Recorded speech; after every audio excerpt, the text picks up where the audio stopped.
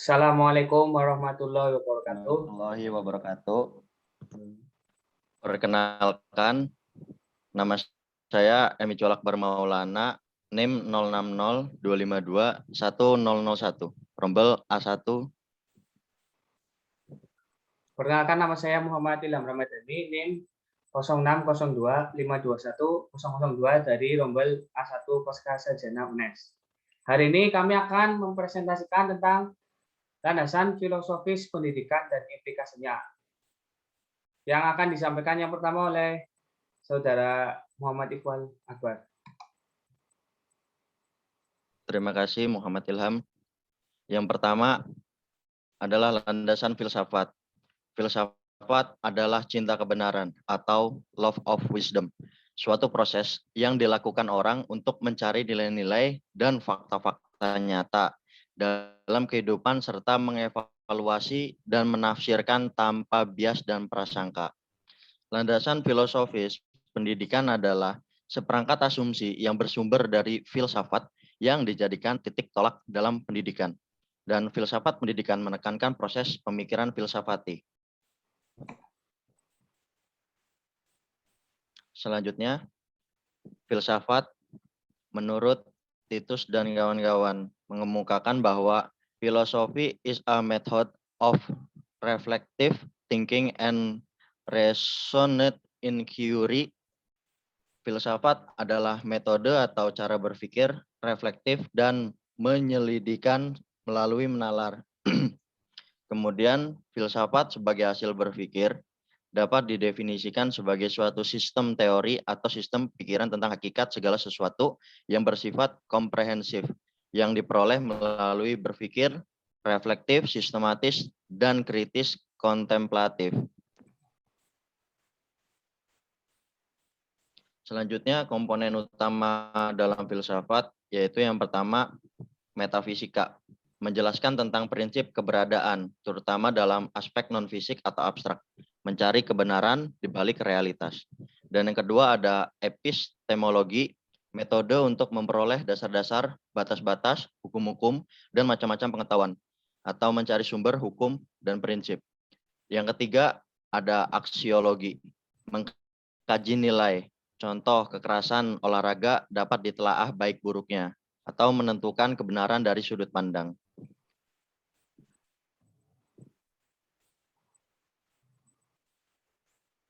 Yang selanjutnya, yang keempat ada etika. Subbagian aksiologi yang lebih individual atau menjawab pertanyaan bagaimana standar perilaku yang seharusnya atau umum berlaku di masyarakat. Yang kelima ada logika. Langkah-langkah berpikir yang menempatkan gagasan atau fakta dalam susunan yang sistematis atau langkah berpikir sistematis dan terstruktur. Yang keenam ada estetika. Bidang garapan untuk menentukan kriteria keindahan. Contoh, indahnya kiper saat melompat menangkap bola, keindahan pemain saat mendribel bola, atau menentukan kriteria yang berhubungan dengan seni. Kemudian peranan filsafat pendidikan. Poin yang pertama yaitu menyatakan tujuan pendidikan negara bagi masyarakat. Yang kedua, memberikan arah yang jelas dan tepat dengan mengajukan pertanyaan tentang kebijakan pendidikan dan praktik di lapangan dengan menggunakan rambu-rambu dari teori pendidikan. Filsafat pendidikan ini memberikan kerangka acuan melalui pandangannya terhadap proses pendidikan. Setiap aliran pemikiran filsafat mengkaji implikasi pendidikan dan menampilkan alternatif pemecahan masalah.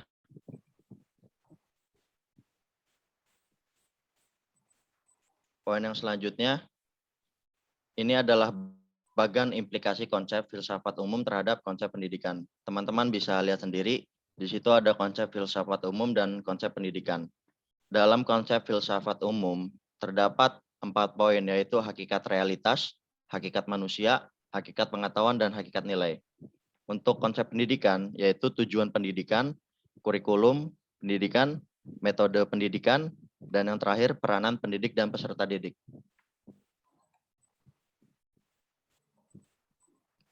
Selanjutnya, paradigma filsafat pendidikan.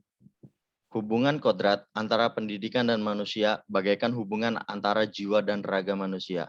Kehidupan manusia digerakkan oleh pendidikan ke arah pencapaian tujuan akhir. Tanpa pendidikan, manusia kehilangan ruh penggerak kehidupan. Agar hubungan kodrat ini terpelihara, maka filosofi pendidikan perlu dibangun. Terdapat 8 aliran filsafat pendidikan yang dominan. Yang pertama ada aliran idealisme, aliran realisme, aliran pragmatisme, aliran humanisme, aliran behaviorisme, aliran konstruktivisme, aliran eksistensialisme, dan yang terakhir aliran perennialisme. Oke, setelah pemaparan dari Mas Akbar yang tadi sudah menjelaskan tentang pengertian filsafat dan kemudian berbagai aliran dalam filsafat, saya akan melanjutkan. Yang pertama yaitu aliran idealisme. Aliran idealisme ini berpendapat bahwa pengetahuan itu sudah ada dalam jiwa kita. Untuk membawanya pada tingkat kesadaran, perlu adanya proses introspeksi dan pengalaman. Tujuan pendidikan dari aliran ini adalah membentuk karakter pada manusia. Yang selanjutnya, aliran realisme. Aliran realisme ini berpandangan bahwa hakikat realitas adalah fisik dan ruh, bersifat dualistis. Tujuan pendidikannya yaitu membentuk individu yang mampu menyesuaikan diri dalam masyarakat dan memiliki rasa tanggung jawab kepada masyarakat. Selanjutnya, aliran pragmatisme. Aliran pragmatisme merupakan kreasi filsafat dari Amerika, dipengaruhi oleh empirisme, utilitarianisme, dan positivisme. Esensi ajarannya yaitu hidup bukan untuk mencari kebenaran, melainkan untuk menemukan arti atau kegunaan. Tujuan pendidikannya yaitu menggunakan pengalaman sebagai alat untuk menyelesaikan hal-hal baru dalam kehidupan pribadi dan masyarakat. Kemudian aliran humanisme. Aliran humanisme ini berpandangan bahwa pendidikan harus ditekankan pada kebutuhan anak, child center. Tujuannya untuk aktualisasi diri, perkembangan efektif, dan pembentukan moral. Yang selanjutnya aliran behaviorisme.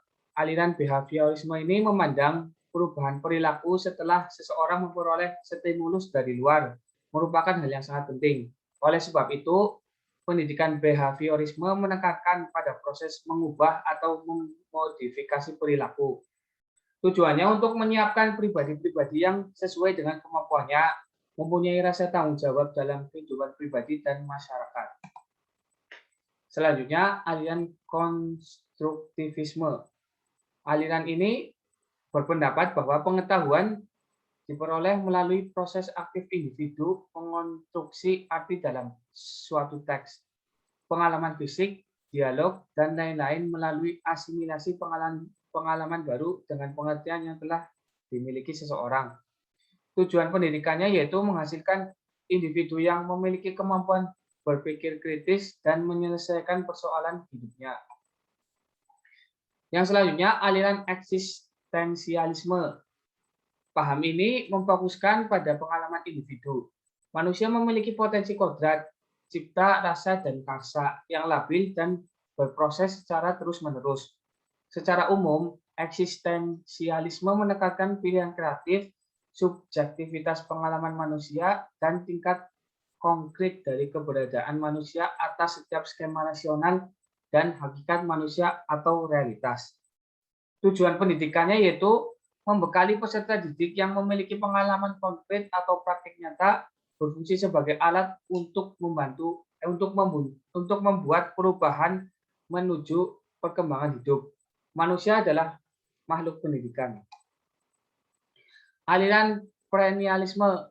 Aliran ini memandang penguasaan pengetahuan mengenai prinsip-prinsip pertama adalah modal utama bagi manusia untuk mengembangkan pikiran dan kecerdasan. Aliran ini mempopulerkan kembali ajaran kuno atau agama kuno dengan bahasa yang modern untuk masyarakat modern yang mengalami dereligiasasi detradisionalisasi dan desakralisasi dalam peradaban dan budaya. Kehidupan kuno dipandang ideal dan teruji ketangguhannya. Tujuan pendidikannya yaitu mengajak kembali kepada prinsip umum yang menjadi dasar tingkah laku dan perbuatan zaman kuno, dalam kurung kecerdasan, moral, dan spiritual.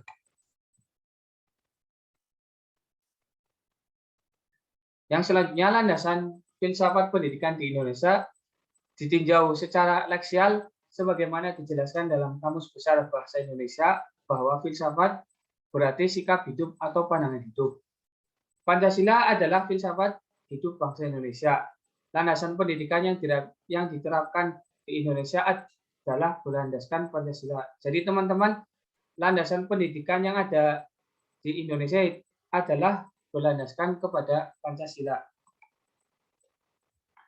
Mungkin itu cukup sekian dari kami. Apabila banyak kesalahan, kami mohon maaf. Sekian. Wassalamualaikum warahmatullahi wabarakatuh.